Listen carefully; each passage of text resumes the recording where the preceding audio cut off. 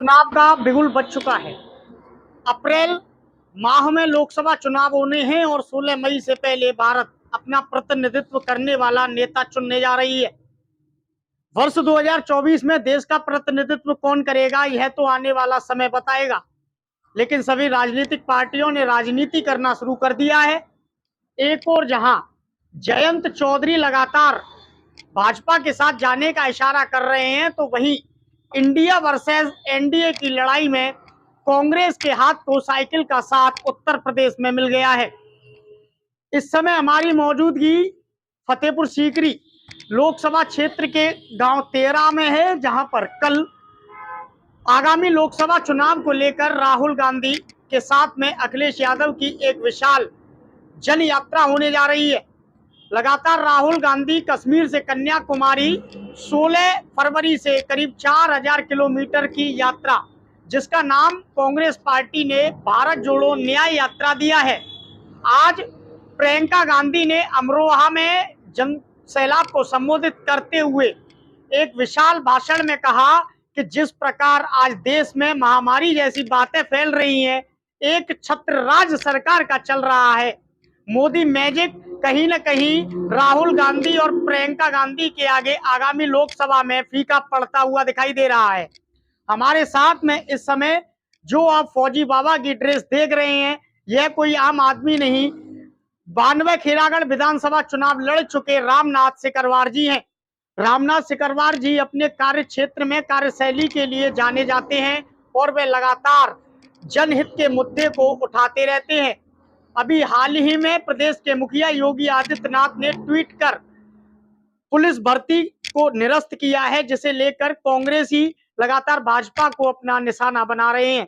रामनाथ सिकरवार जी से विस्तार से जानेंगे क्या तैयारियां हैं उनकी कल राहुल गांधी की भारत जोड़ो न्याय यात्रा को लेकर, और रामनाथ जी को बधाई भी देंगे क्योंकि संभावित उम्मीदवार है वह कांग्रेस की ओर से लोकसभा फतेहपुर सीकरी सीट से। रामनाथ जी, आपका चैनल पर हार्दिक अभिनंदन व स्वागत है। धन्यवाद। लगातार कश्मीर से कन्याकुमारी राहुल गांधी चल रहे हैं, 4000 किलोमीटर की लंबी यात्रा है। क्या लग रहा है, अब दिल्ली दूर नहीं? अब पूरे देश में ऐसा लग रहा है कि इसमें शीत युद्ध जैसी स्थिति है। किसी भी पार्टी का कोई भी नेता के अंदर कलेजा नहीं है क्या सरकार के खिलाफ एक शब्द बोल सके। सब अक्सर लोग जिनको बड़ा नेता मानते थे, मोदी जी के ईडी और सीबीआई के भय से भीगी बिल्ली की तरह बैठे हैं। आज हिंदुस्तान के अंदर एक ही शेर नजर आ रहा है, वो है राहुल गांधी, जो अपनी दादी को, अपने पिता को देश हित में शहीद कर चुके हैं। अपने पिताजी के पद चिन्हों पर चढ़ते हुए बगैर किसी भय के देश में एक क्रांति उन्होंने छेड़ी है। जनता आज कांग्रेस की बात कर रही है, मुड़ रही है। जनता को पता है कि इससे तो पहले दिन अच्छे थे। पहले थाने तहसील कहीं भी जो 5000 की रिश्वत में काम हो जाता था, अब 50,000 में भी नहीं हो रहा है। ये इस देश के अंदर भ्रष्टाचार, अत्याचार, शोषण चरम सीमा पे पहुंच गया है। अब इन भ्रष्टाचारियों का पाप का घड़ा भर गया है और इस घड़े को फोड़ने के लिए राहुल गांधी जी ने भारत जोड़ो यात्रा शुरू की। अब भारत जोड़ो न्याय यात्रा शुरू कर दी है और 25 तारीख को जिला आगरा में तेरा में उनका भव्य स्वागत समारोह किया जाएगा। आप लोग न्याय यात्रा चला रहे हैं और बीजेपी कह रही है मोदी की गारंटी है तो मुमकिन है। देखो, आजकल हम किसी के मुंह से टेप नहीं लगा सकते, कुछ भी कह सकते हैं वो। अब मोदी जी का एक प्रधानमंत्री के तौर पे मैं बहुत सम्मान करता हूं, लेकिन एक इंसान के तौर पर उतना सम्मान अब नहीं बचा, क्योंकि मोदी जी को इस स्थिति में पहुंचाने वाले अटल जी थे। और अटल जी जब गुजरात में जो कत्लेआम हुआ उस समय उनको हटाना चाहते थे, लेकिन बचाने वाले अडवाणी जी थे, जिन अडवाणी जी ने यहाँ तक पहुंचाया। उन अडवाणी जी को उन्होंने कॉर्नर में बिठा दिया, जो कि राष्ट्रपति बनने के हकदार थे। लगातार कांग्रेस सवाल उठा रही है। आज प्रियंका गांधी ने बीजेपी को आड़े हाथों लिया है, कहा है भर्ती आती है निरस्त कर दी जाती है, पुलिस भर्ती निरस्त हुई है, क्या कहना रहेगा आपका? ये तो होना ही था। मैंने कई स्टूडेंट से पहले सुना था कि आप तैयारी भले कर लो, ये पेपर लीक होगा, जो नाटक पहले से होता आ रहा है फिर होगा, और वही हुआ। ये केवल बेरोजगार लोगों के लिए, नौजवानों के लिए एक तरह का कुठाराघात है।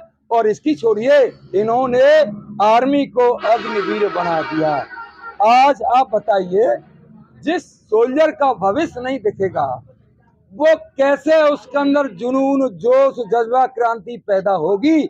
आज जैसे अग्निवीर का इन्होंने सत्यानाश किया, उस आर्मी का सत्यानाश किया इन्होंने, इसी तरह से जो बच्चे हैं हमारे पढ़ रहे हैं, इनका भी भविष्य पेपर लीक करा करा के कर रहे हैं। आपने सेना में काफी अपना सहभागिता दी है, आप पूर्व सैनिक हैं। लगातार जिस प्रकार आपने बताया कि अग्निवीर बना करके कहीं न कहीं सेना का अपमान किया है, आर्मी का अपमान किया है। आर्मी को इन्होंने बहुत कमजोर कर दिया है। मेरे आर्मी में कई रिटायर्ड जनरलों से बात हुई है, मार्शल से बात हुई है, बोले थे कि रामनाथ जी, अब पहले वाली आर्मी नहीं रही। अब तो इनके मंत्री आते हैं तो पहले वहां के जीओसी को भी फोन कर देते हैं, जबकि हम सेना में थे, पॉलिटिक्स और आर्मी बिल्कुल सेपरेट, कोई झंझट ही नहीं था। अब तो पहले कई बार भी अटैक हुए हैं और भी कई चीजें हुए, लेकिन अब नाटक ज्यादा करते हैं, काम कम होता है। ये देश के अंदर चल पड़ा है। और पहले अगर सरकारें गलत होती थी तो जनता रोड पे आ जाती थी, इनका विरोध करते थे, लेकिन अब विरोध करने वालों को इन्होंने कमर तोड़ दी है। महंगाई को लेकर क्या कहना रहेगा आपका? लगातार पेट्रोल के दाम बढ़ते जा रहे हैं, किसान शंभू बॉर्डर पर डटे हुए हैं। एक ओर भाजपा ट्रैक्टर पूज रही है, दूसरी ओर किसानों पर आंसू गैस के गोले बरसाए जा रहे हैं। अब भाजपा है कहाँ बताइए? भाजपा थी अटल अडवाणी के समय पे। अब तो दो तीन आदमी बैठे हुए हैं जिनको आप बेहतर समझते हैं। पूरी भाजपा दो लोगों के इर्द गिर्द घूम रही भाजपा कहाँ आपको?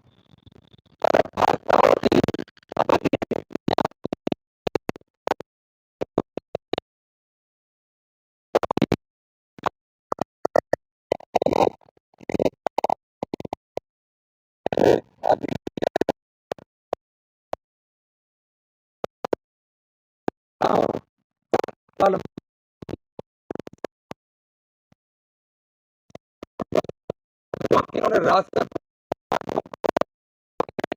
लेकिन अब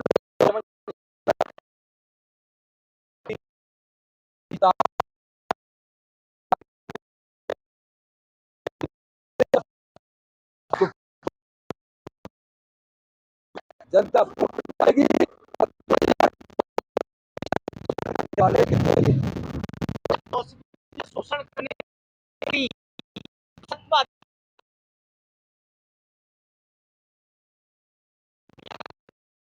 जा रहा है।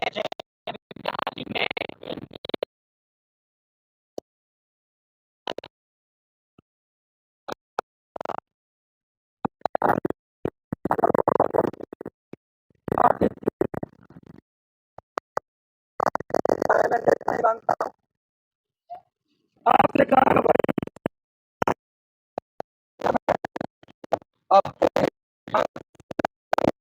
सीबीआई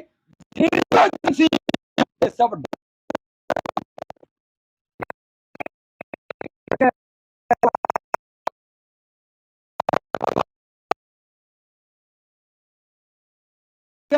और जितनी जांच एजेंसी हैं वो सब डकैत होंगे। अब इनकी आंखें फूट गई हैं क्या? इनको नेता कहते हैं। चंडीगढ़ में क्या हुआ है? वो हरामखोर वोटिंग काउंटिंग कराने वाला बार बार उल्लू की तरह, कैमरा की तरफ, उल्लू बोल रहा हूं उसको, कैमरे की तरफ देख रहा है। और सुप्रीम कोर्ट ने कहा है कि इन्होंने किसकी हत्या की है? लोकतंत्र की हत्या की है। तो ऐसे आदमी को इसमें वोट काउंटिंग में लगाएंगे तो भरोसा कहाँ रह गया है? अब आम जनता का वोटिंग सिस्टम ईवीएम मशीन से भी विश्वास हट चुका है। ईवीएम से विश्वास हट चुका है, लेकिन रामनाथ जी लगातार राजनीति में धर्म का प्रवेश होता जा रहा है। हिंदू वर्सेस मुस्लिम, ओवैसी कह रहे हैं मस्जिद बचा लो, बीजेपी कह रही है मस्जिद हटेंगी मंदिर बनेंगे, ज्ञानवापी राम मंदिर। भैया इनको पता है हमारे देश में धार्मिक देश है हमारा, गॉड फियर है। उनकी भावनाओं की ये चालाक लोग हत्या कर रहे हैं। भगवान को कौन नहीं मानता? मेरे माँ बाप भगवान है, मेरे गांव में कई मंदिर, मेरे घर में मंदिर, और सबसे बड़े मंदिर में माँ बाप को मानता हूँ। ये तो केवल लोगों की भावनाओं को भड़का करके उनकी वोटों को खींच रहे हैं और लोगों की भावना को भड़का करके उसके माइंड को डाइवर्ट करके उनके वोट को ले रहे हैं। तो क्या राम मंदिर का निमंत्रण विपक्ष को नहीं मिला? राम मंदिर वहां का संत गए, शंकराचार्य गए थे क्या? बुलाया किसी शंकराचार्य को? और क्या उसमें उन लोगों को बुलाया जो इस आंदोलन में थे?